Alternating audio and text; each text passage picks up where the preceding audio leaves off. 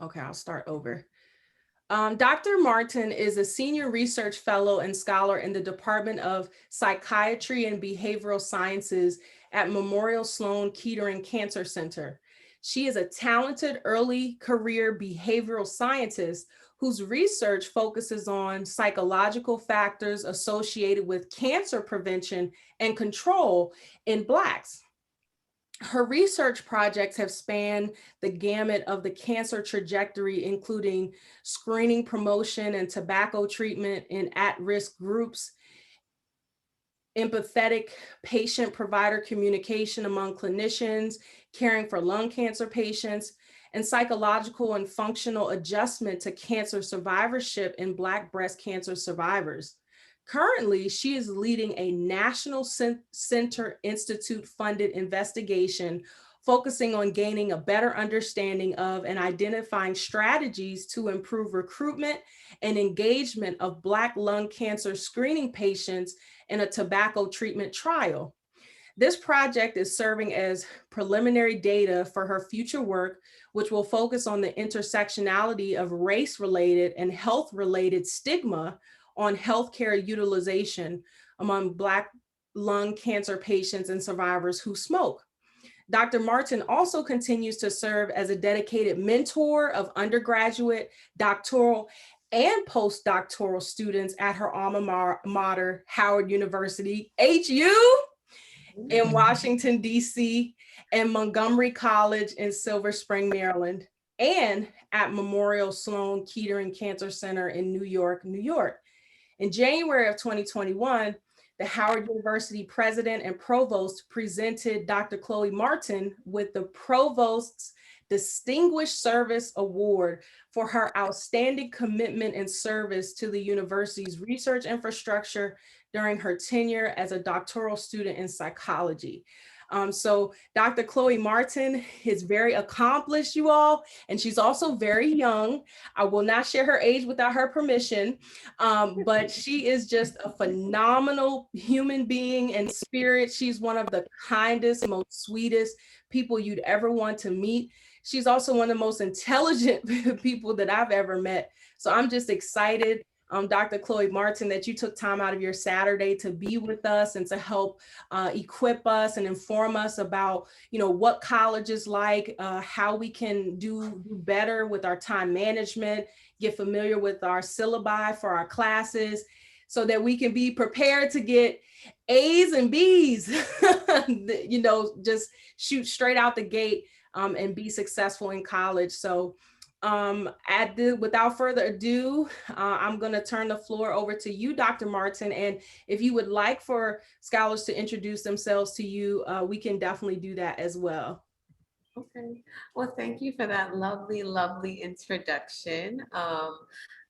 I'm so happy to be here. It's a pleasure and a treat for me to spend my Saturday interacting with you guys and talking to you about college readiness. And congratulations to all of you for graduating from high school and going to college and being admitted and having a scholarship. That within itself is already a major accomplishment, even though you haven't started yet. That just right there is a wonderful, amazing accomplishment that you guys should all be proud of. So you guys are all on your way, and that's wonderful. Okay, so today during this workshop, I'm going to talk about three things. The first is time management, and then we're going to do a sample study schedule activity.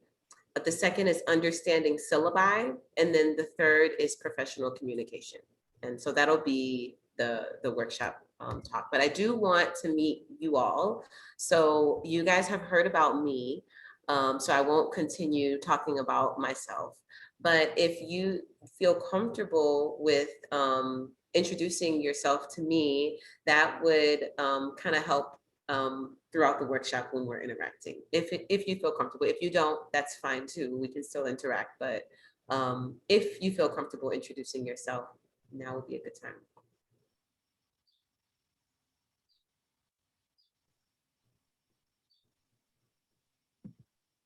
Anyone?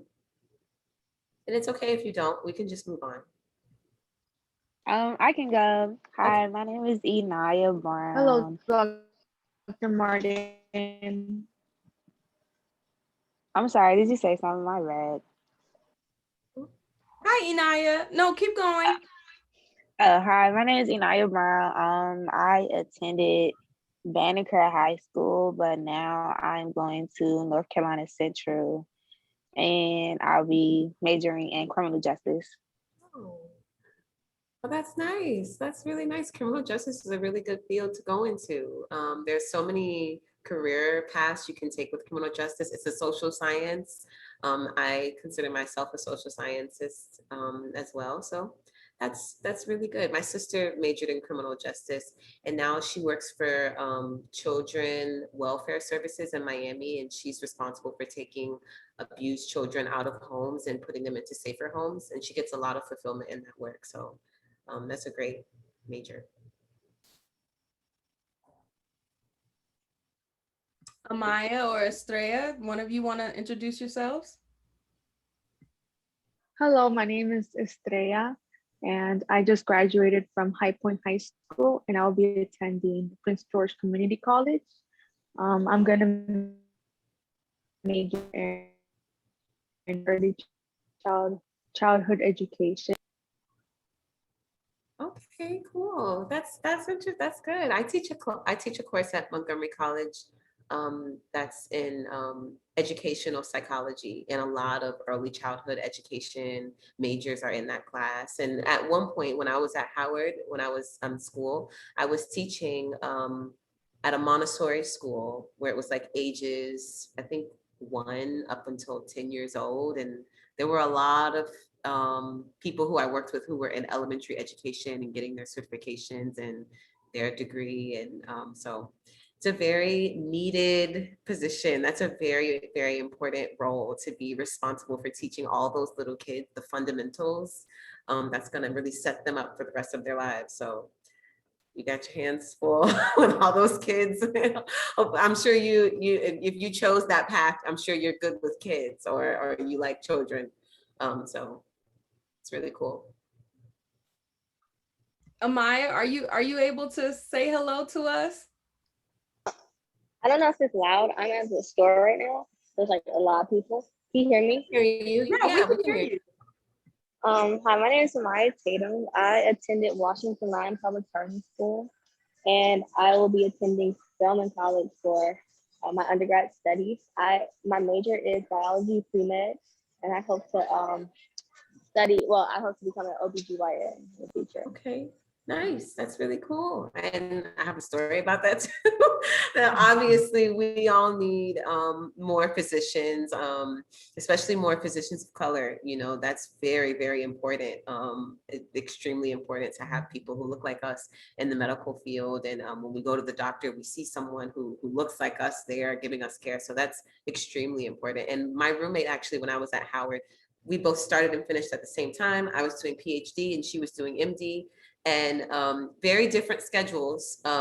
But sometimes as I was sitting down working on my dissertation in the house, and I would see her get up in the morning and run out and then not come back until night, I would be a little envious of her sometimes. Like, you get to go out and interact with people and be out walking around, and I just had to sit in my house all day writing papers. So there's a lot of interaction that goes on, a lot. It's a very, very active pace. So that's really nice. That's something that's really enjoyable. I see a lot of MDs and medical school students at Memorial Sloan Kettering who come there for their training. And sometimes I work on research projects with the MDs, and the energy that they have is a lot different than the pace of someone like a PhD. We're kind of a little bit more like slower, like move slower, and a little boring. I guess that's the stigma that we carry. And the MDs have all this energy, always moving, always, don't sit down and stuff like that. So it's exciting. Yeah.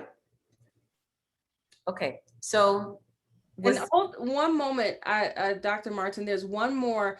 Trinity, are you able to unmute yourself and introduce yourself? If not, I see that you have introduced yourself in the chat box. So okay. Just let me know if you can say hello to us. If not, we can read your My background Oh, is okay. Okay.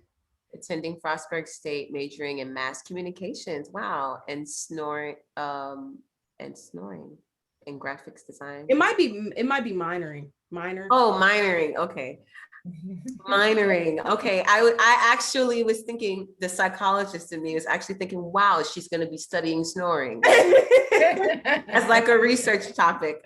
I inspire to be a graphic design teacher or a social media manager. Okay, that's really cool.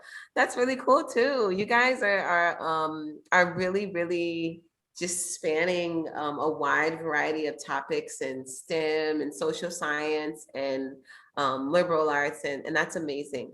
That's amazing. So thanks, Trinity, for sharing. Okay, well, let's get into it. So, okay, well, how do I? Okay, time management. So I wanted to share some quotes here with time management. Time management is an ongoing topic of contention for me. Seems like time, space, energy, and money are all like intertwined together in some kind of way where it's like, if you don't get it, you can really like lose out on one of those. Like if you don't understand time, you can lose a lot of money. If you don't understand energy and effort and what's required, how much energy and effort is required to invest in your money, you can lose a lot of time. You know, they're all connected. Just if you don't understand space and environment, you could lose money, you could lose time. People sell space. That's what my apartment is. They're selling me this space. And if I were to have gotten a larger apartment with more space, it would have costed more money. And in order for me to get that more money, I have to spend more time working so that I can get the money to pay for the more space. So space, time, and money is just, they're inextricably linked. You can't tease them apart.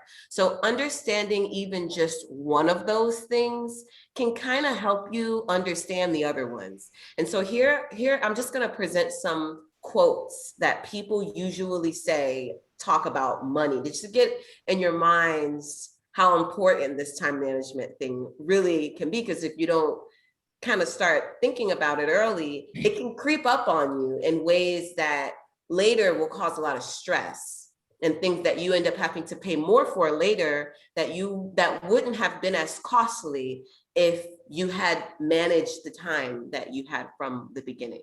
So time is money. I know you guys have heard that a lot, and I found it to be really, really true. And sometimes the time is actually more valuable than the money, is what I found to be true as well. I mean, when people working at MSK it's a cancer research hospital, I'm around death and dying all the time.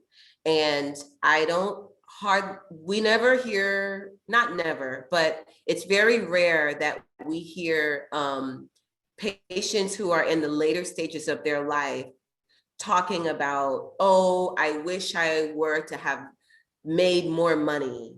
I wish I had some more money right now at the end of their life. They want more time. They want more time with their loved ones. They want more time to extend their life. They don't really care about the money. It's not the money, it's the time.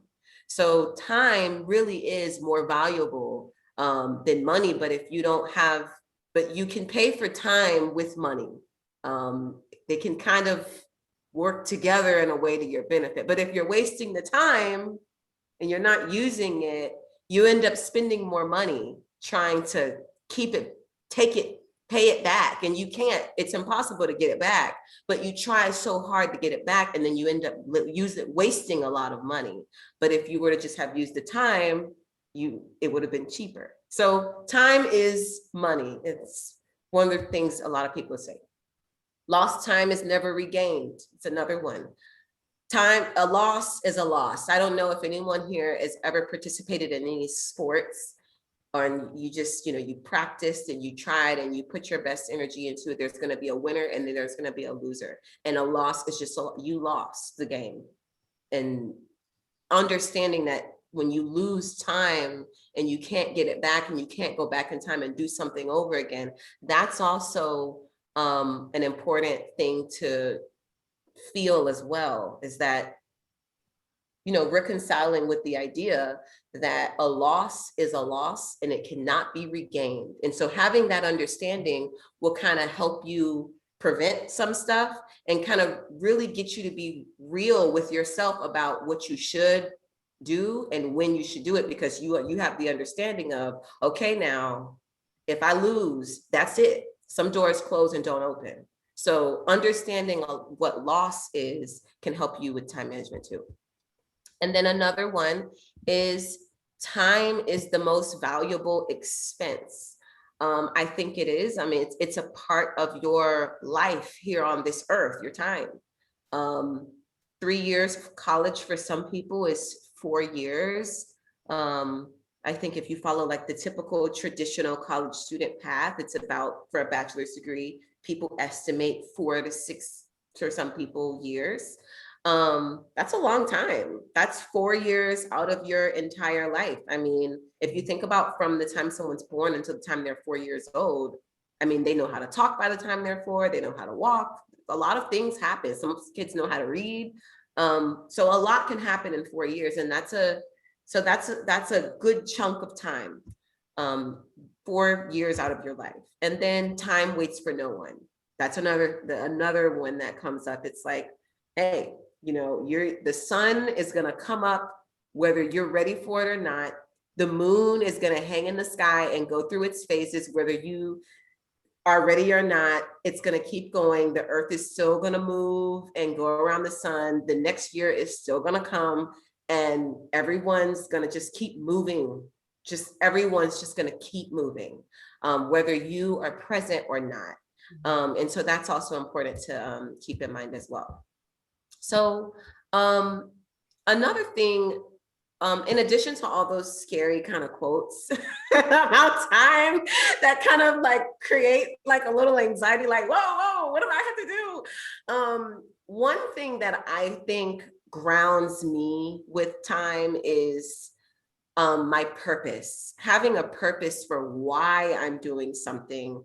And it kind of helps with motivating me internally to get the stuff done, because all those scary quotes can kind of be like externally motivating to kind of get you anxious, like, oh, I better hurry up because the sun's going to go down and then the sun's going to come up in the morning. But if you're internally motivated and you have something that you are working towards, you have a goal, you're trying to increase your standard of living, you're trying to help your family, you're trying to build a career, you're trying to build a family, whatever it is that you're trying to do, you're trying to change something in society that you don't like, whatever it is that's internally motivating you, that's something that can keep pushing you through the time so that you can have a reason for why you need to manage it. Because if you have no goals and you have no purpose, then time is relative. It doesn't really mean anything. If you don't believe in anything and you're not chasing anything, then what is time? It doesn't really mean anything. You're just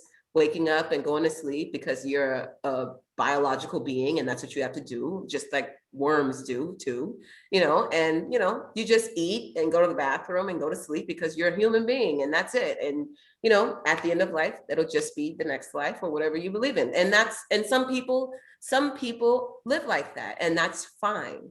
But if you are an individual who has some type of goal that you're trying to achieve, or you're believing in some kind of future, or you're putting your faith and vision for the future for how you envision yourself to be, it kind of allows you to work through time in a different way, because now you can use it to get that thing done. And so I want to kind of flip it on you guys. And since all of you have obviously made the decision that you want to go to college and you want to graduate, you've all just shared your future goals and plans. Why, if you feel comfortable sharing, it might be a very personal reason why you decided to go to college, but if you feel comfortable, why are you going to college? Why? That's a question that I kind of want to pose. Does anyone feel comfortable answering? Go ahead, Inaya. I want to go to college because I want to become a criminal defense lawyer. like as my first step. And I've also thought about like going into social work, but mainly with like becoming a criminal defense lawyer because like well, all of us in here, we've had like a parent that was incarcerated, and I feel like if I'm able to help other people not really have to deal with that like how I did, then it would be good. It would be a good thing for me to do. Sounds very altruistic. You want to give, develop yourself in a way that you can give back to the community and help prevent some of these experiences that you've had that you don't want to push forward and help other people. That's wonderful. Inaya, did you see Just Mercy, the movie? That was the movie about I don't remember the names, but about Jamie Foxx and Attorney Brian Stevenson. Yeah. yeah, I did see that. Gotcha. I got a few movies. I'm gonna send you some suggestions that'll, that have to do with like they show the story of a life in a criminal defense attorney or, someone that was incarcerated and, like they're probably very inspirational. So, but that's good that you saw that movie and that's really awesome that that's your, like your career aspiration. You got a long road ahead, girl, because you got to study for the LSAT and the bar exam, but you can do it. You can do it. Definitely can do it. And it's 4 years for the bachelor's, and then you study for the LSAT, and the law school is 3 years. I mean, I'm saying it like, oh, it's not that bad, but I've been in school for so long. So my conception of what's going to take a long time is like, so you can definitely do it. The lawyers were done before I was done. So the students who graduated in law, I was looking at them like, man, they graduated in 3 years and I graduated in 5 years after the bachelor's degree. So, some of my friends who I came in with at Howard and we started together, they graduated 2 years earlier than me and went off and to be lawyers. I was like, oh, well, must be nice. Well, they get it on the back end, Dr. Martin. They do. They get it on the back end because they got to study for that bar. Yeah. And then they have to study for another exam. Like, hopefully you pass it. Then they have to study for another, like for whatever jurisdiction they'll be practicing in. Sometimes there's another exam that they have to study for in that jurisdiction. Like it's a lot. So don't get licensed, I guess. Mm-hmm. I guess every field comes with its pros and cons for what you decide to do. Yeah. Every single one of them. Absolutely. But after you meet all of those requirements, you're then really able to be effective. Mm-hmm. So they should keep that in the forefront of their mind that once they reach their goal, then they'll be able to do whatever it is they aspire to do. Oh, absolutely. Absolutely. I didn't mean to be a Debbie Downer. I was, no. I was just saying it's a lot of work, but it's doable. It is. Anything worth having is going to take effort. That's so true. Amen. And it'll pay off if you don't give up. Yep. That's right. So be vigilant. Yeah. Amen. Definitely. Did anyone else want to share why you want to go to college? Estrella, Trinity, Amaya?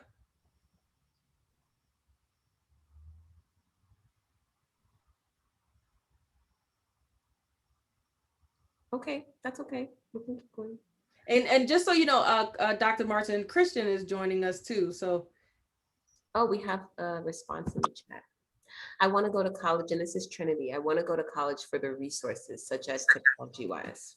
That's great. Yes, use all their resources. Use everything they have. hi, Christian. Hello. How are you? I'm good. Good. Did you want to, while you're here, Dr. Chloe Martin is asking everyone why are you going to college? Why do you want to go to college? Would you be willing to share briefly?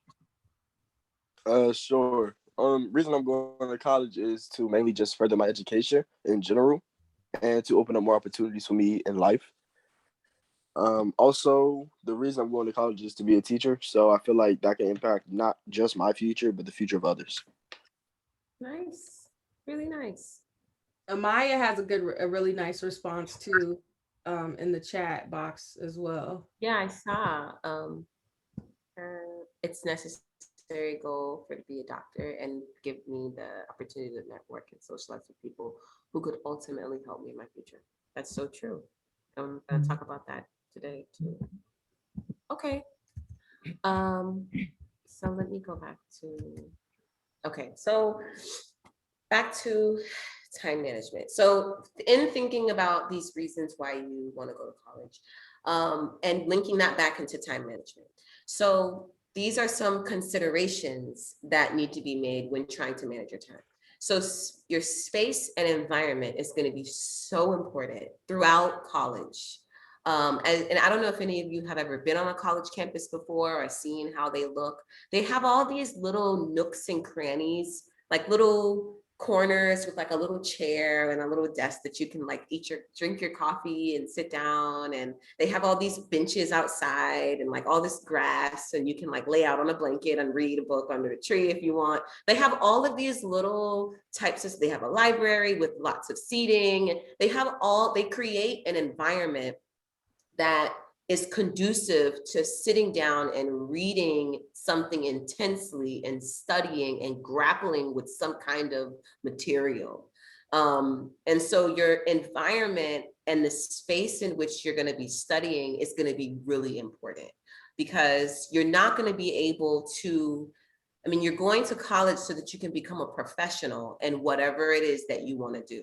And in order for you to become a professional, you have to wrestle with this content that's being presented to you. You have to question it. You have to hold it up and flip it on its side and shake it out and be like, oh, well, what if I flip it this way? What if I flip it that way? What if I take this variable and put it to the back? You know, you have to be in a space where you can think like that about this content that's being presented to you in your courses and in your textbooks.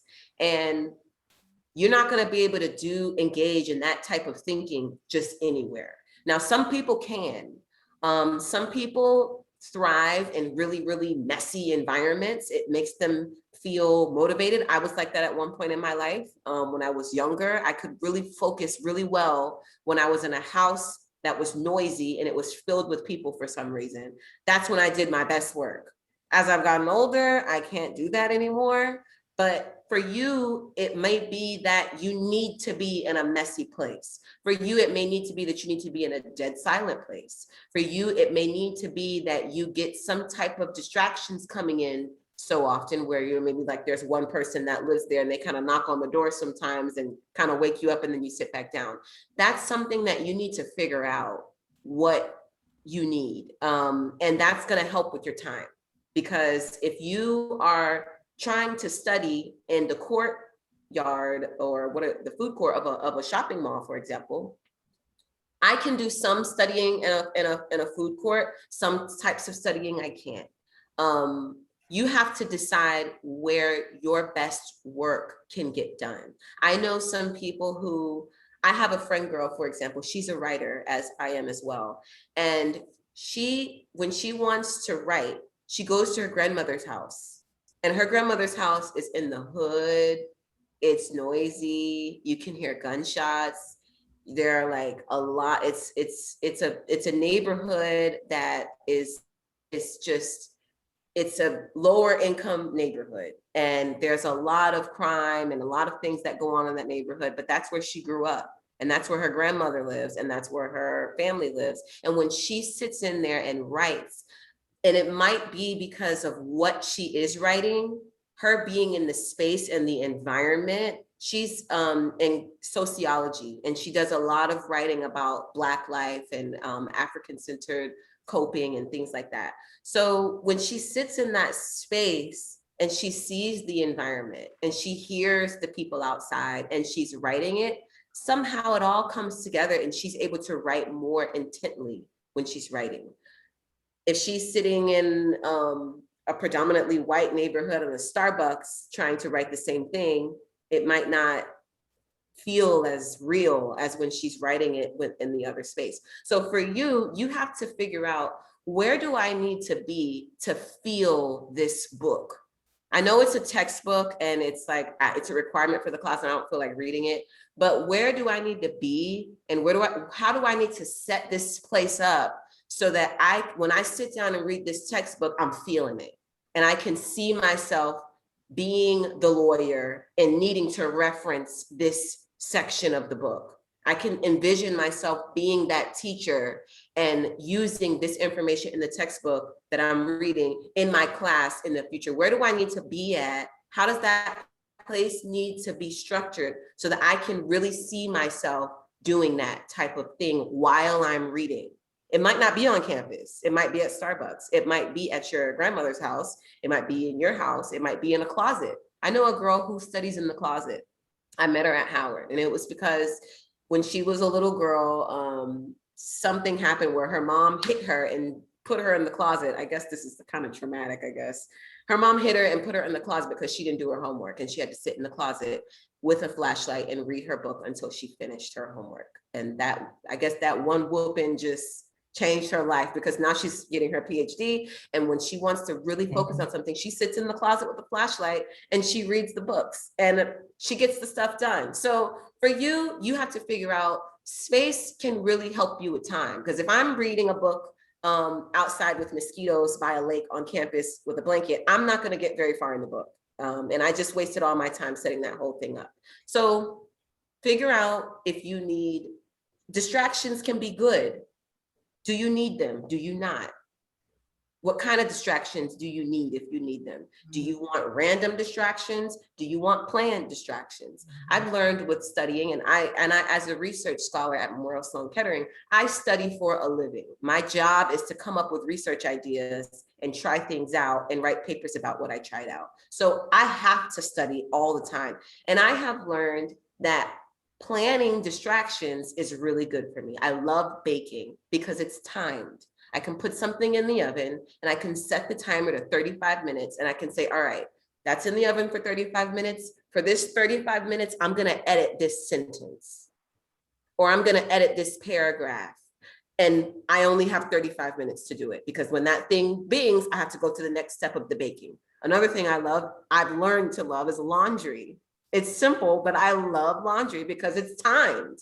It takes 35 minutes for a cycle. And so when I put that laundry in, I can say, all right, girl, you got 35 minutes. Figure this thing out. Sit down and do this for 35 minutes before that buzzer goes off. And then you put it in the dryer and then you got another 60 or whatever. So you got to think of, what do you need to manage your time?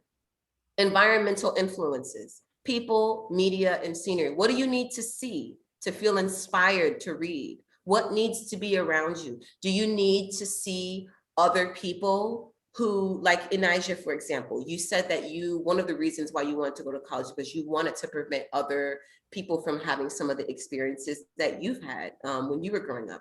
Okay, do you need to see some of those people and some of those children in order for you to remember why you're doing what you're doing in school? Do you need to go read and sit at a park that's near some sort of institution or facility or a church or something where there are people there who are the people that are, the reason why you're doing what you're doing? I like studying in church. I know sometimes I have to hide the papers from the elders because they will be looking at me like, why are you reading this when we're supposed to be reading the Bible? But me sitting in church, because when I was growing up, my mother was a first lady and she would sit and highlight her Bible and write notes.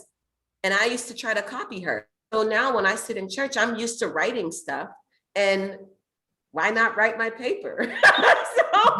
So I like studying in church. I like the vibe. I like the feeling. It makes me feel comfortable. So figure out where you need to be, who you need to be around, who inspires you when you see them. When I see little old ladies in church, it reminds me of my grandma, and it reminds me why I'm doing this. So I like seeing them while I'm doing this. So your space, your environment, and your scenery, all that stuff is going to be really important with time management. Like everyone else, though, we have competing interests, and these things really can they have to be managed as well, because you're not just this person who's only going to college and that's it. Hopefully not. Hopefully you have other things going on in life other than the fact that you're just going to college and that's it. You have health that you need to manage, diet, exercise, you have to go to sleep. Maybe you have spiritual needs. If you're a spiritual person, you have maybe family, you have friends. I hope you guys have some hobbies, talents, and extracurricular goals and activities that you might be trying to do. Everyone has chores, unless you have maids and you don't have to do that. Errands, appointments, other just adulthood responsibilities. I mean, when you're in for some people, when you're in high school, middle school, elementary school, you have parents that do that. The school system has rules set up so that things like that can get done. You have requirements for vaccinations. You have PE is required. They make you work out. In college, no one's making you do anything. No one's making you go to the doctor. I mean, you do have to get vaccinated for some vaccines that are required for college, but no one's making you go to the doctor. No one's making you eat a certain meal. I mean, if you ate at school, they have a body that governs what is allowed to be served to students at public schools. They don't have that in college. You can eat whatever you want. If you want to eat ice cream for breakfast, lunch, and dinner, you can do that. It's your choice. And there's no school board that's going to say that it's illegal. You can do whatever you want. It's up to you. And that's a good freedom, but it comes with a lot of responsibility because you are in charge of what you do now. There's no government that's going to come and say, you know what, this student is in college. We need to require that all the students in college eat vegetables. No, they do that in high school, but they don't do it in college. You have to say, okay, I took a health class in high school and I understand that humans need vegetables. So I'm going to make sure I eat some.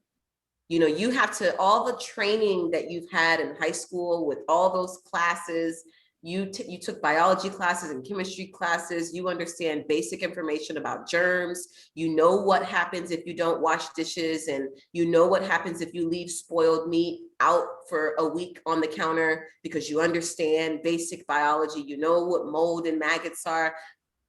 So that's what high school gives you, basic necessity for human life moving forward. But in college, you're going to have to really, really take that basic knowledge and apply it so that you can keep going. And it sounds really, really simple, but it actually is kind of hard to manage all that stuff. Grocery shopping takes time. Cooking, if you want to cook, takes time. All of that stuff takes time. And if you do honestly, if you were someone who was just doing the adulting responsibilities and nothing else, you would probably not even have that much time to do the school stuff.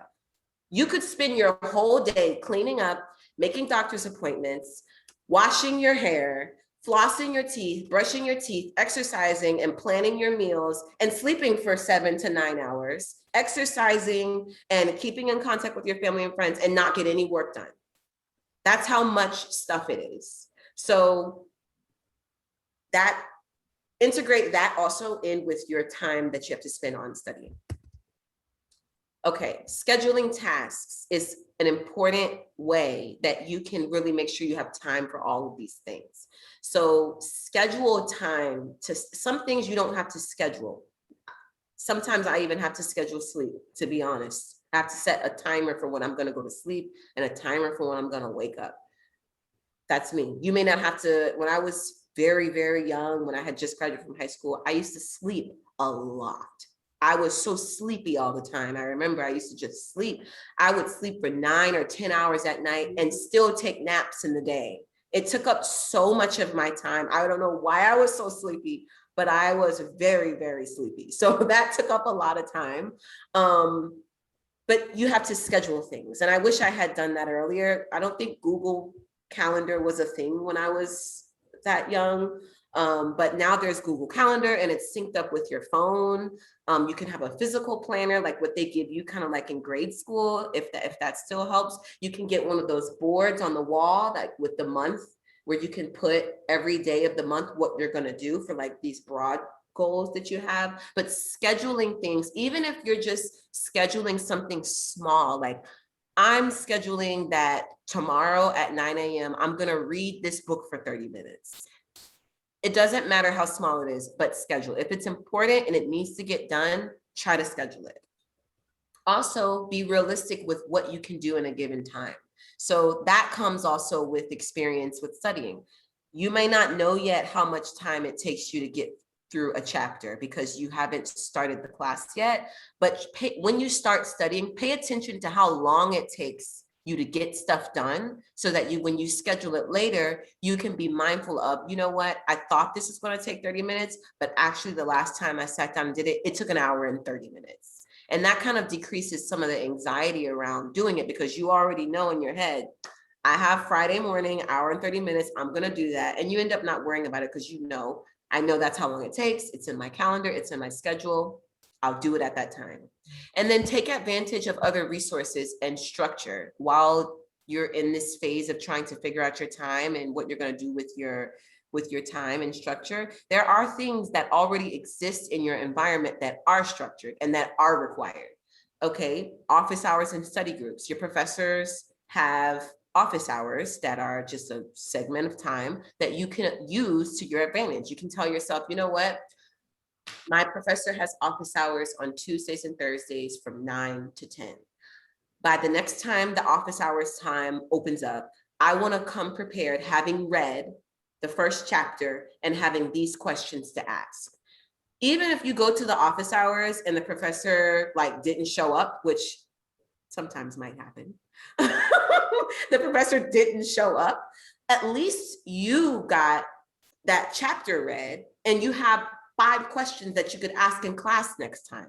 You know, use other people's structure that they're imposing on you for your benefit while you're creating your own structure. I do that a lot. Library and quiet spaces. If you don't have your whole apartment all how you want it, or if you're living with a roommate and it's not your space, or if you're still living at home and your mom's saying, this is my house, which my mom, this ain't your house, this is my house. If you got that going on, then go to the library. You can go to the library. Sometimes libraries have these little rooms where you can sit in the room and create your own little zen in that little space for that moment. And you just adopt that space and do what you have to do in that moment there. And deadlines and meetings. Deadlines can become your friend. They keep you with going. I teach a class, in all of my classes, I am very much a stickler on time management with my students. And I have all of my assignments due on the last day of class. Every single assignment is due on the last day of class. And do you know some people will go the entire semester and not submit one assignment?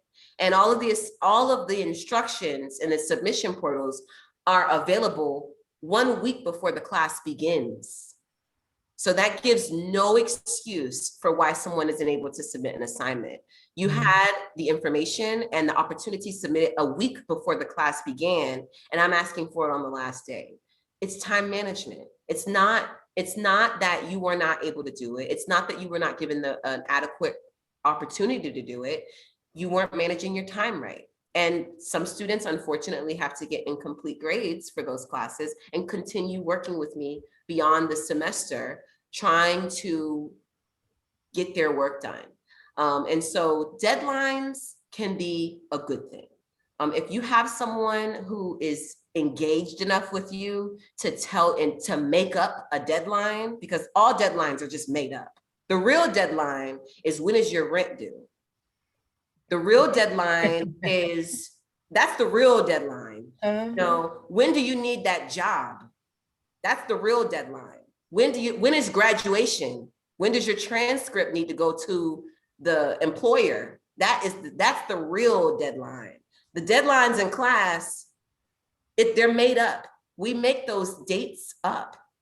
We make them up because we care. And if someone is caring enough to give you a deadline, it's because they're going to sit down on that deadline and read and give you their energy and their time to read what you are going to send.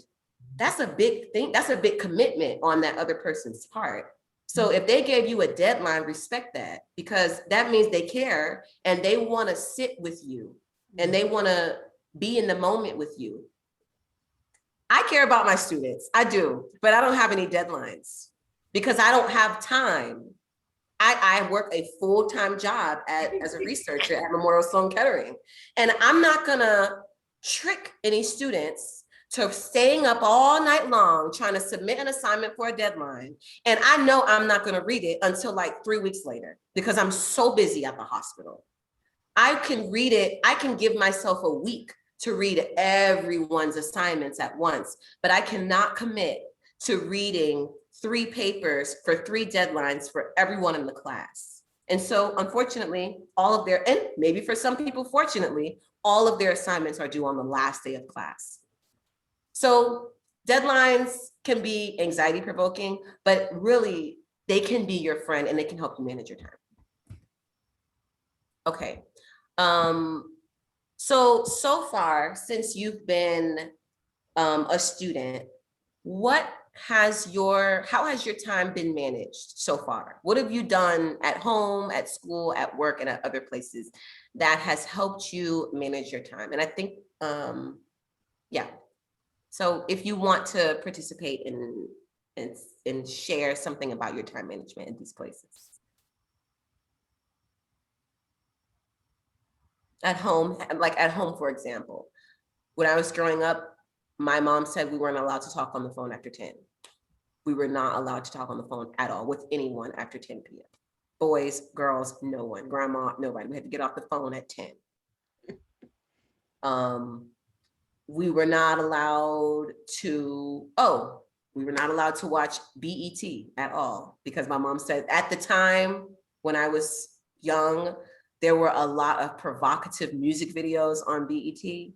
And she did not allow us to watch that because she said she didn't want us to get the wrong message. So we weren't allowed. That's time management because there were only a couple things I was allowed to watch on TV. So I didn't become a big TV person because we really weren't able to watch. So those are some rules at home that kind of like structured my time. When I went to college, I had to figure out my own rules. No, she wasn't there to tell me not to do this and not to do that. I had to make up, well, okay, Chloe, well, what are your rules for how you're gonna manage your time? What are some, maybe at school, we weren't allowed to wear short skirts. And I always got in trouble for wearing short skirts. I was always in trouble because my skirt was too short. That's when I was skinny mini. Now I'm slim thick. Right. I don't know why I wanted to wear the skirt so short. You know, at work, you have to clock in and clock out. There's like other institutions, your home, your school, your work and place, they create these structures for you that help you manage your time. When you're in grade school, I think a lot, you know, they ring the bell, they say, stop this class, go to the next class, you have 30 minutes for lunch. So just keeping in mind that that's something that you're gonna have to be responsible for on yourself. But I just wanted to stop and also congratulate you guys again, that you guys obviously have been managing your time really well because you graduated from high school, you've been accepted to college, you were awarded a scholarship, and you're even participating in this workshop. So you guys are managing your time well, and you have been doing that so far. So don't forget the things that have worked with how far you've come so far. If you've made it through all of these things, something has been working. Something has worked with whatever you've done. Keep doing that. Just keep doing that. And with time, you will develop new strategies. You will just learn more and more about yourself and how you work. And naturally, you will just grow into this person that you're trying to become. So everyone's on the right track. These are just things that I've learned over time that have worked. So this is the activity I wanted to do. This is the schedule for Ash. Ash is a freshman in college taking 5 3-credit courses, and the student works part-time from 6 to 10 p.m. Thursday through Sunday on campus. I don't know if you guys can see. Yeah. And this is Ash's course schedule. So there's biology on Monday, Wednesday, Fridays from 8 a.m. to 10:15. Psychology, and they have a weekly quiz and exam every 2 weeks. The student has psychology on Monday, Wednesdays, and Fridays from 11 a.m. to 12:15. There's 3 papers for that class, an exam every 2 weeks. Algebra, Monday, Wednesday, Friday, 12:30 p.m. to 1:45 p.m. There's a weekly quiz, exam every 2 weeks. Physics, Tuesdays and Thursdays, 12:30 p.m. to 2:30 p.m. Exam every 2 weeks. Art history, Tuesdays and Thursdays from 2:30 to 4:15. There's only 1 term paper for the whole semester, and there's weekly readings every week that are required when you come to class. If you didn't read, the professor makes you feel embarrassed or something if you didn't read in the class. So you have to do these weekly readings. So my question to you would be, when does this student have time to study? This, by the way, is a typical layout of the schedule for a full-time student. It's not uncommon for a full-time student to be taking 5 3-credit classes at one time. Yep, and you usually have like the classes, and Dr. Martin, correct me if I'm wrong. So the classes that you usually, if you have them 3 days a week, they're like an hour or an hour and a half. And the ones that you have 2 days a week on usually Tuesdays and Thursdays, those are the longer classes because you're only in there twice. So it may be a 2-hour class. Right. So, yep, that brings back memories. Yeah, and then if you add in being sleepy all the time. Yeah. What are you doing? Very sleepy. Yeah. And you still got to have, like, sometimes, you socialize and you meet friends. So you got to try to do that all in between and in the nighttime and studying and all that. But I will say, this is just a side note for you all. One thing that, and I'm sure Dr. Martin will talk about this, one thing that we try to discourage you all from is when it comes to registering for your classes and building your schedule, try not to take too many math or science courses or too many of the same type of theme in one semester. Like this student, I mean, their course load is diversified. However, they're taking biology, they're taking algebra, they're taking physics, and they're taking psychology in one semester. That all of that is a heavy load.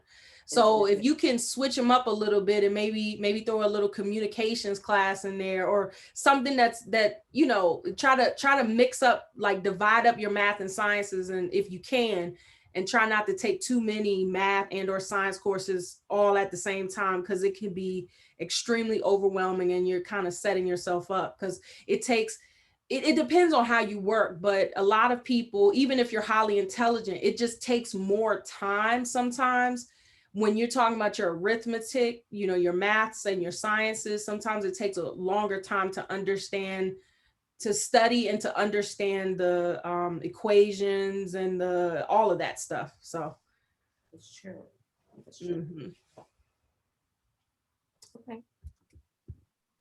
Okay. So do you guys want to take 5 minutes break and then come back and talk about the syllabus, or do you guys want to keep going? Is there a preference? Are you all still there? I hope you're hanging in there. I'm keep going. I don't mind. Okay. Estrella says keep going. Okay. Okay, Estrella, keep going. Okay. Well, we'll keep going then. Okay. And Naya says keep going too. Okay. Well, thank you guys. Okay, so the syllabus. Okay. I'm sorry. I read this is hilarious. It's true. It's a cartoon, but it's true. It happens all the time. This student, what did we cover in class last week? It's in the syllabus. What's your late homework policy? It's in the syllabus. When are your office hours? It's in the syllabus. How will my grade be computed? It's in the syllabus. And professors, I'm a professor, and I don't just respond to students and say it's in the syllabus. I don't do that because that's just really just dismissive and just not caring. But most of the questions I receive from students via email can be answered with this statement. it's in the syllabus. Most of them can. And it's okay if you ask a professor a question and they respond and say it's in the syllabus. I mean, yes, you should read the syllabus, but I think professors understand that most students don't read the syllabus, and we kind of expect like, okay, you're gonna get questions from students that are in the syllabus. Just be honestly, as a professor, you should be glad if you are able to say it's in the syllabus, because sometimes it's not in the syllabus. So don't ever feel scared to ask a question because you're thinking, oh, what if the professor responds and says it's in the syllabus? Just ask anyway. I personally, as a professor and as a person, I always encourage people to ask questions. I'm one of those people who feels like there's no stupid question. So just ask, even if you feel like it might be in the syllabus. Even if you didn't read the syllabus yet, just ask. So what? But this is kind of funny. So may I interject really quickly, Dr. Martin? yeah. Sorry, I just wanted to, in terms of the syllabus, this is my suggestion to you all, and I'm sure you did it in your high school classes. If I don't know if your high school teachers gave syllabi or not, but don't sit on those syllabi. Like when they give that to you the first day of class, you need to read it. Like when you go back to your dorm, either that day or the next day, read that syllabus, because you don't know what's going to be in there. Like, for example, that you could have a pop quiz next week, but if you didn't read it that first week, and here you are in class the second week talking about pop quiz, and you like, what? And it's because you didn't read it. So definitely go through it doesn't take that long. Just take out a block of time and go literally just read through the whole thing, so you kind of know what the structure of the class is. And for your deadlines, get you a highlighter, and we'll send you highlighters in your care packages, and highlight those deadlines and put them in your calendar. Don't wait, because you look up and you'll be missing deadlines, and make sure you get like in each of your classes. I think it's a great recommendation. Someone recommended it to me, but of course you gotta kind of feel the vibe and make sure that the person is okay with you getting their contact information. But try to, in each of your classes, at least 1 to 2 people in each class, make sure you have their number, because sometimes you may have to miss class, you might be sick. And so you want to have someone else probably in the class that can kind of be like a buddy, and you both can keep each other, like, talk about what's due, or you might even end up being study buddies. So that's just my 2 cents. Don't sit on those, don't ball them up, don't throw them on the desk. You read it and keep it handy. Like what I used to do was, so I always had a planner. Like, one of those Dr. Martin mentioned, you can have, like, I don't know if they still do it. When I was in middle school, when I was in elementary and middle school and high school, they provided us with, it was like, I don't know where they got them from, but they ordered these planners, and they were really cute. And, they had the calendar and everything. And that worked really well for me in grade school. So when I went to college, I did the same thing. But what I did was, all the syllabi for each of my classes, I would put them inside of the planner, and I would have my highlighter, my pen, all of those would be in my book bag, and I took it everywhere. So if I ever needed to reference my syllabi, it was right there. Now, it's probably all going to be on your computer now, and computers are good, but I'm going to tell you, it's always good to have a hard copy, because if your computer shuts down you lose all of your stuff, like, always make sure you always have a hard copy of your stuff. Print it out, staple it, and keep it somewhere where you can always reference your stuff. That's so true. Yes, please read the syllabus. Please read the syllabus. I feel like I'm assuming like, oh, they'll read it, but I want to also add to read the syllabus.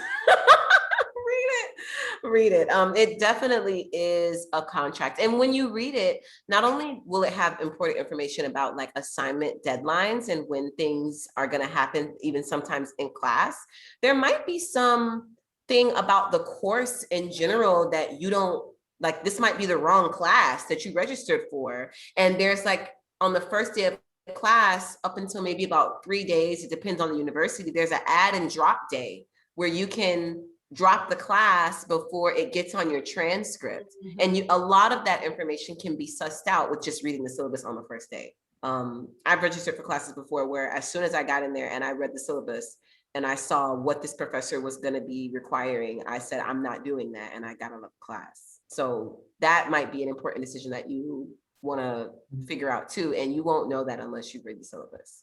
And it's also something that can protect you as the student from the professor.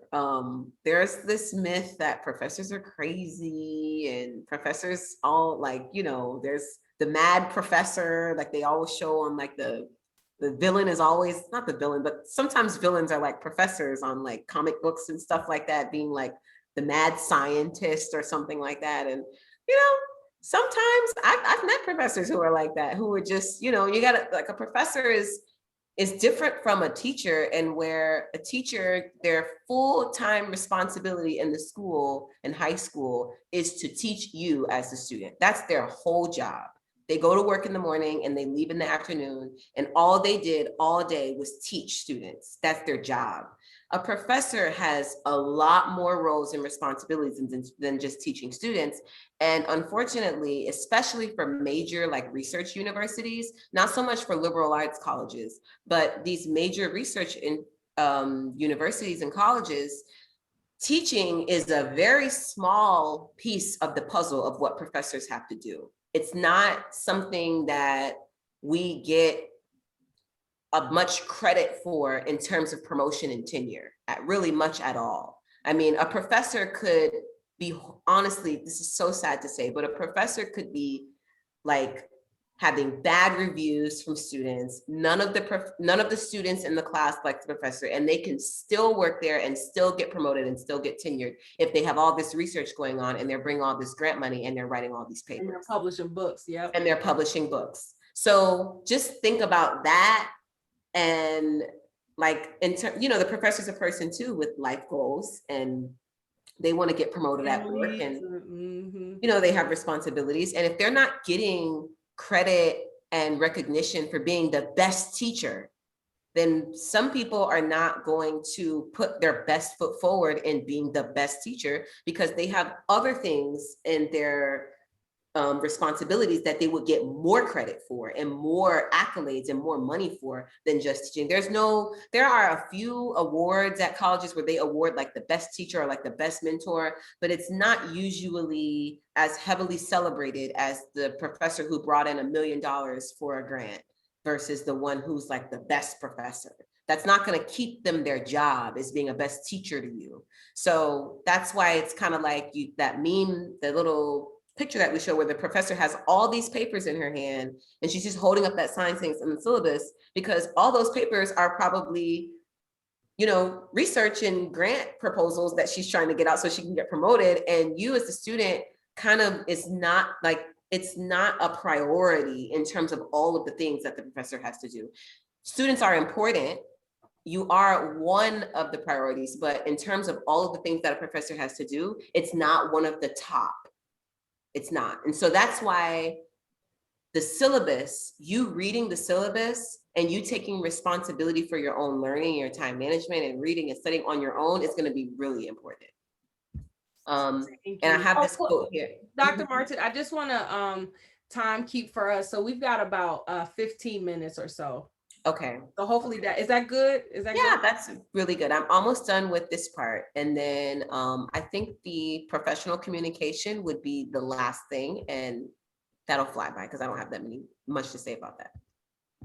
Okay, so with the syllabus that I sent, I had Yasmin email a syllabus to you guys, which is a syllabus that I use in one of my summer classes. And I kind of wanted you to kind of get an idea of what a syllabus entails, so that you won't be surprised when you see one for the first time. So if you pull up that document, or if you've seen it already, there's course information at the top where it talks about, you know, the times that the course began and end, required materials, usually a textbook or a calculator, the learning objectives and description of the course, any student services available at the university, the code of conduct, that the way that you should carry yourself in class, which is different by campus, and the course schedule. I would highly suggest, if you haven't already, that you read the student handbook at your college or university. It's long, it might be boring, but I would strongly suggest you reading that student handbook for that university. Problems do happen. People do fall into situations where there may be cheating involved or rules involved with how mistakes are handled with grading and things like that. And you as the student are going to always have the upper hand if you are aware of what your rights are and what the protocols are within your college or university with regard to rules and how things happen. Anything can happen. A professor can lose your information. Blackboard can crash and lose all your information, and people will say, I don't have a grade for you. You didn't turn any work in. You know, I don't have any of your assignments. Just read this, the student handbook, so that you'll be able to protect yourself in any case that anything like that happens, which things like that do happen. And so for the syllabus activity, I wanted you to pull up the syllabus, and I wanted to ask some questions about the syllabus to you, which are common questions that I get from students that are really located in the syllabus. One question that I wanted to ask is, according to the syllabus that I sent out, I mean, it's not a requirement that you had to read this ahead of time or anything like that, but according to that syllabus, if you were to get a 100% on all of the exams in the course, on every single exam, you got a 100%, nothing was wrong, but you didn't do the course project. You didn't turn it in, or you turned it in late and the professor was like, I'm not taking late work. Would you be able to pass the class? Let me ask Inaya, Trinity. I see Amaya's getting back on. Were you all able to, Estrella, were you all able to pull up the syllabus by any chance in your email? Yes, I have the syllabus right now in hand on my phone. Okay. Okay, great. Okay. Look at the section that talks about what's going to be considered as a part of your grade. Something's worth 45%, something's worth another 45%, participation is worth 10%. I think the project is worth 45% of your grade. The exams altogether are worth 45% of your grade. And then participating in class is worth 10% of your grade. So if you went to class every day, you participated, and you did every single exam, and you got a 100% on every exam throughout the whole semester, but you just didn't turn in your project, would you pass the class? No, you wouldn't. You would have 45, you would have a 55% in the class at the end. That's a D. And you aced every single exam and went to class every single time, but you didn't turn in that one project and you got a D. So when you get your syllabi from your professors, think in those terms, how they're structuring the grade and what work is required to meet those grading requirements, because it's going to be different for every single class. Right. And as you said, I think you would pass, but barely, right? That's right. You'd have a D, which is barely passing. And for some of you, especially if you're going into medical school, a D on your transcript, especially in a math or science course, is unacceptable for medical school. So you would have to take that class over. And plus you have to keep it a minimum for scholarships, a minimum of a 2.5, I believe, Right. throughout your college, your college career to be eligible for your scholarship. And there may be other scholarships that you have that require, a certain GPA average, whether it's by semester or cumulative. So. Right. Yeah. So I'll move on from this. If you guys have any questions about the syllabus, you can email me, and I would be happy to answer it. I'm sure you don't need to do that because you're going to have professors with their own syllabi that you're going to contact and email questions to them about. So I'll definitely share your information, Dr. Monica. Okay, yeah, but please share my information. If you guys have any questions for me in general about anything, please email me. I love responding to emails and students, so I love that. And that leads into professional communication. So professional communication is extremely important. And this is also something that takes time to develop. It's not something that you can just say, oh, I'm gonna be professional today. You can, but it takes a while to develop your professional identity in your space and in your field. Every field is kind of different about what's considered to be professional and what's not. So that varies. So a question that I was thinking of while I was developing this slide is, why is everything my responsibility? Why do we even need the professors? Because I have to study, I have to manage my time, I have to read the book, I have to teach myself everything. Why is the professor even here? What are they doing? The purpose of the professor in this situation, with you being in college and you doing all this studying on your own, is that at the end of the class, you need this experienced professional to speak to your command of the field and to your demeanor. And so that you can get a job later, so that they can give you a formal letter grade on your transcript, and so that you can get a job reference. So just in addition to you becoming a professional and reading this information, the textbook, and learning all this information, use the professor for helping you understand the information in the textbook that you're studying, and then also use the professor's network and use their status in your field and their respect in your field to push yourself forward. And you can do that by making sure you get a good letter grade out of the class. That's because that's going to go on your transcript. It's going to go into your GPA. Interact with them in a way that would promote their motivation to write you a letter of recommendation for graduate school or medical school or law school or any other next step you want to do, or a job, or at minimum, have them down as a job reference for when you're done. So that's really why you want to be professional with your professor.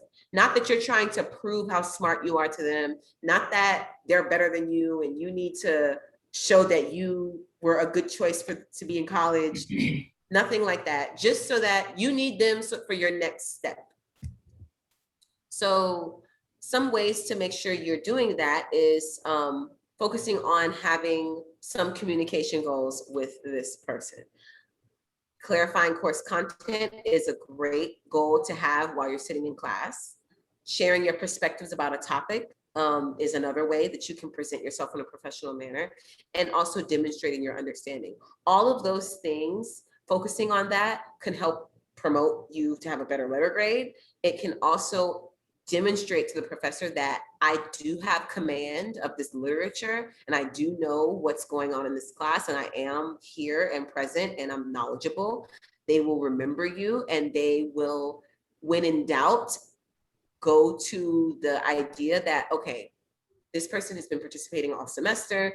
This person has been participating and answering questions and asking questions. And I've clearly seen that this person knows the material. And that's what the letter grade is. It's the professor attesting to the university that I observed the student for the semester. I tried the student on several different accounts, and I'm able to attest that this student is knowledgeable of this topic. And you can show that on exams, on papers, and also in your verbal communication in class. And that can be done inside and outside of the classroom as well. One, I have on here, address the instructor as professor or doctor if they have a PhD. That's very petty. But some professors are petty enough that they will actually be offended if you don't say professor or doctor. So just some people, and no matter what level they are just people. Education sometimes is not the same thing as, just being a real person. So some people are like that. So I would just be on the safe side, since it's hard to figure out who's like what, just call the professor instead of Miss or Mr. Or MX or any of those, just say professor. And then present yourself respectably and professionally in class. I think that's really important. Especially when it comes to what like dress and what you're wearing. I mean, I have seen so much sitting in front of a classroom, and it's very distracting, and it's very distracting, and it's also just, it's hard, it would be very difficult for me as a professor to recommend someone for a job or write a letter of recommendation for someone and say that they're an easy person and a pleasurable person to work with when I am uncomfortable because you have shown me your body parts the entire semester. And in a way, honestly, it could kind of be a form of sexual harassment, actually, to the professor. If you are in class and you have your body parts exposed, and I have seen it so many times, and there are campus rules against sexual harassment. It's called Title IX, and I think that protects students from sexual harassment. There's not, I don't know, maybe there is, but I'm not aware of anything that protects a professor from being sexually harassed by a student, but I have experienced that in class from students, and it is very, and I think sometimes the student doesn't really mean anything by it, or maybe they're just being themselves, or they're just not thinking it's that serious, but flirting with a professor or commenting on her body or his body or insinuating anything that might be inappropriate, that is, I wouldn't do that. And I wouldn't dress in a way that you wouldn't, I mean, I wouldn't say wear a suit every day to class. I think times have changed and people don't do that anymore. But, you know, if you wouldn't want an elder to see you with it on, I wouldn't wear it to class.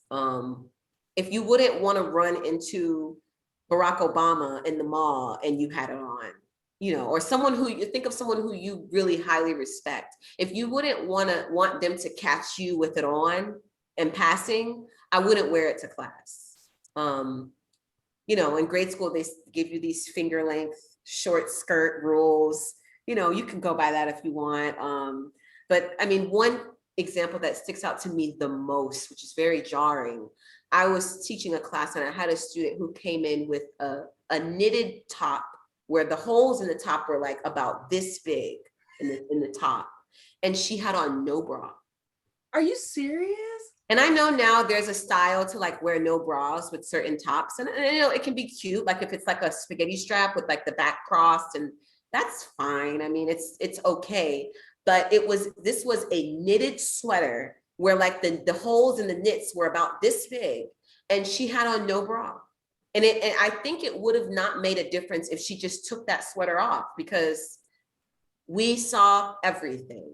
And I was very uncomfortable because I didn't know what to do. I mean, do I ask her to leave? Is it, if I ask her to leave, am I sexually harassing her because I'm noticing her breasts? I don't know. Like, I didn't know how to handle it. And I just, thankfully, she sat in the back of the room. So maybe she knew that it was inappropriate, but I was praying that she had never asked me for a letter of recommendation, and she didn't. Because some professors, you can ask them for a letter of recommendation and they'll write one, but it won't be nice. And I think for that student, if she had asked me to write one, I would have probably written it, but I would not have had nice things to say, because I thought it was very disrespectful, not only to the, well, just to the environment. It was a distraction to many students. And it was just, so you never know. You might be, you might have a professor who's extremely conservative, you know, and not that you should like placate to everyone's how they are, but just be mindful that you're in a very diverse community, and there are people from all walks of life in that classroom and up in front of you, and you don't know how your behaviors might rub people the wrong way, and you are there to make meaningful professional connections. So keep that in mind with your communication, verbal and nonverbal. And I would think that what you're wearing and how you're carrying yourself is a form of communication, how you're presenting yourself.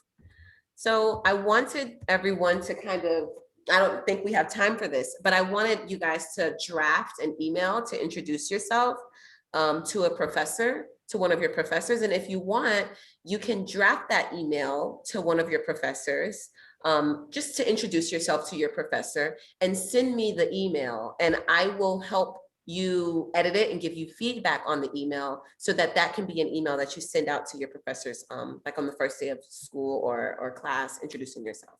But that's it. That was the talk that I had for today. Thanks for your time. I'm sorry I went over a little bit. No, you're fine, But Dr. Martin, you're fine. And before we go, I'd love for each scholar, if you could just share one thing that you learned. And Dr. Martin, just to your point, really quickly, I have to tell this story because I won't forget. Now, sometimes the professors who really care about you the most, and some of them you may, develop a very healthy, positive, platonic relationship with. It should be platonic, but you know what I'm saying? Like it's really a genuine relationship or mentorship. So I always, to my understanding, I dressed pretty decent in class. I was never overexposed myself. But there was one time, and I didn't see anything wrong with it, but my professor did. So what I did was, I had lost a little weight, I was feeling myself. So but I was presenting a project with a group in front of the class, whatever the research or the project we were doing. So what I had on this cute little, it was like a little cardigan type, like a sweater from like a Target or something. And I had on these like thick gray stockings, but I had Daisy Dukes on. And I had like these boots, like these little like boots that came right up under my knee. And my professor actually docked me from the presentation, and he put in there because of the way I was dressed. And I was like, what? Like, I didn't know you could take off some points for the way somebody was dressed. But he really, and he and I are still, his name is Dr. Rod Clare. Dr. Clare and I, we're still good friends and acquaintances to this very day, but I will never forget that he literally docked me and made a point. One of your classmates, one of your project mates was unprofessionally dressed or something like that. And I was like, oh, I learned my lesson there. So you're right, Dr. Martin. Yeah. Because you wouldn't go to an interview like that, and what I was just getting ready to say, excuse me, and you wouldn't go to church dressed like that either. You wouldn't go to someone's wedding dressed like that. Right. So when you start out in the morning, ask yourself, would I wear this to church or something of that nature? But I'm kind of old school, and I believe that when you are in the work environment, you're in college, especially in college, because that's the entryway to you getting groomed to know what professional attire is, professional behavior. That's where it starts. So when you enter the workplace, you already know what's appropriate and what is not. Mm-hmm. Absolutely.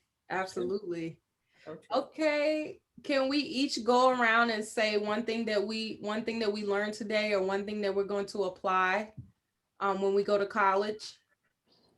One thing. Go ahead. Oh, sorry. One thing that I learned was that time is management. It's basically like the process of how we organized and plan how to divide our time between specific activities, whether it's at home, at school, or at work.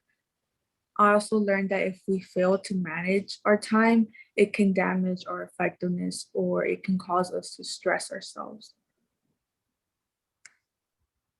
Thank you, Estrella. That was awesome. Very good. And Inaya says, one thing that I learned is to always be mindful about what I'm wearing and to make sure that I read and keep up with my syllabus. Yes, absolutely. Trinity, can you unmute yourself or put a message in the chat box? Amaya, can you unmute yourself or put a message in the chat box of one thing that you learned today or that you're going to take with you when you go to college? Hi, I can unmute now. I've went into the car. But one thing that I would definitely take from this conversation would be how important it is to analyze and keep updated on your syllabus. Okay. So that was definitely a big key point that I found was like very helpful. Yeah. In office hours, I didn't know that that was a thing, or like, I thought office hours was just their time to work or grade their papers. I didn't know that that was available to us too, to get advice and stuff like that. So that was good to hear too. Yeah, that office hours are time, that's the time where students are supposed to come in and ask questions or talk about any issues they're having with the class, or just ask more questions about the content. Those are your hours. Absolutely. And one Thank thing, you. oh, Amaya, were you speaking? And I'm sorry. Also, I have to go. I thought that we were gonna be done by 2:30, so I had scheduled something a little later, like right after 2:30. Okay, that's all right, sweetheart. Well, thank you so much for hanging in here, and we'll see you. Thank you again. Have a nice day. You I'll too. see you. I think it's tomorrow at 5, right? Oh no, we have a social event tonight. Oh, it's tonight. Okay. Yeah, I'll it's be there. optional. If you want to drop by, you can. It's gonna be fun. Okay, thank you. Have a nice day. Okay, you too. You too, Trinity. Amaya, did you want to share what you learned? I'm gonna let you all go. I know we're a few minutes over. One thing that I learned today, I actually learned this previous, but like the importance of looking at the syllabus and being able to emailing your professors, just to be able to have that connection with them. And as well as making sure, looking at deadlines and also making your own deadlines to like make sure you keep track of your assignments. Those are very helpful. Very Can you good. guys hear me? Yeah, we could hear you, Amaya. Very good. And one last thing, and I want to say this because a lot of students don't know this, and you go in and you never figure it out or you learn it later. So it depends on what college or university you all go to, but typically, or chances are, you may be assigned with an academic advisor who is usually a professor, and they're usually a professor in the department that you are majoring in. You can, if that relationship does not work out well, you can get a new advisor. There's a process, but you should go to, I don't know what office it is. There's a document that will be made available to you based on the track. Like if you go to, I don't know if the registrar's office is one of those offices, and you say, okay, this is what my major is going to be, or I'm going to be a double major in this and this, and this is my minor. They can compilate for you a plan. Your academic advisor can do, so you can do it on your own at your college or university, a plan that will tell you all the courses that are required for that major, and they can give you like a timeline. And so what you could do is, as you are scheduling your classes, as you register each semester, you can follow that, that plan and check off the classes that you've already taken. And then you see the ones that you still need to take. So that will help you to stay on track, to graduate in 4 to 5, or even if you need 6 years. So I just want to let you know that, you should have an academic advisor. If it doesn't work out, you can change it. And there's a document that you can, get to let you know what classes you need to take, because the longer you're in college, the more money it's going to cost, the more loans you're going to incur. And, we don't want you coming out with so much debt. So, we got to work smarter versus harder, and try to, like Dr. Martin said, utilize the resources that will be available to you. So that's all. Dr. Martin, do you have any final words? No, just it was a pleasure spending time with you guys today on Saturday. And I put my email in the chat, so if anyone wants to ask questions. Dr. Martin, it was a pleasure to meet you. I took some notes that I'm going to use myself. Okay. Not in college, but in my environment. So that was helpful for me too. Okay, good, good. I'm glad it was helpful. It's nice meeting you guys too. Nice meeting you.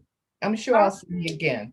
Okay, yeah, yeah. And anytime you guys want to have me here, it's a pleasure. Thank you so much. Thank you, Dr. Martin. Thank you, Gwen. Thank you guys ladies for hanging in there with us. And I'll save this recording. I'll upload it maybe to Dropbox or Google Docs so you all can have it if you want to reference it in the future. And I'll share Dr. Martin's information with you all as well. If you want to contact her, send her a draft of your introduction to your professors. And you should do that every semester. You should introduce yourself to all of your professors. All right, everyone. Thank you all so much. Have a great afternoon. And some of you I'll see in a few hours. Bye. Bye-bye.